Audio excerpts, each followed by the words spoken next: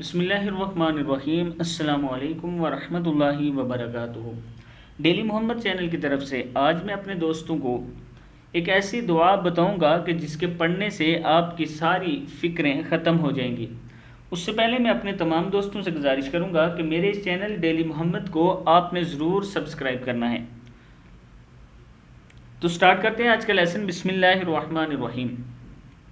حضرت ابو سعید خدری رضی اللہ تعالیٰ عنہ سے روایت ہے کہ ایک شخص نے عرض کی، یا رسول اللہ صلی اللہ علیہ وسلم، مجھ کو بہت سے افکار اور قرض نے گھیرا ہے۔ آپ صلی اللہ علیہ وسلم نے ارشاد فرمایا کہ تجھ کو ایسا کلام بتا دوں کہ اس کے پڑھنے سے اللہ تعالیٰ تیری ساری فکریں دور کر دے گا اور تیرا قرضہ بھی ادا کر دے گا۔ اس شخص نے عرض کی، بہت خوب فرمایا، صبح و شام یہ کہا کرو، اللہم انی اعوذ بک من الہم والحزن واعوذ بک من العجز والکسل واعوذ بک من الجبن، جیم پیش با جب ہے یہ، جبن والبخل واعوذ بک من غلبۃ الدین وقہر الرجال۔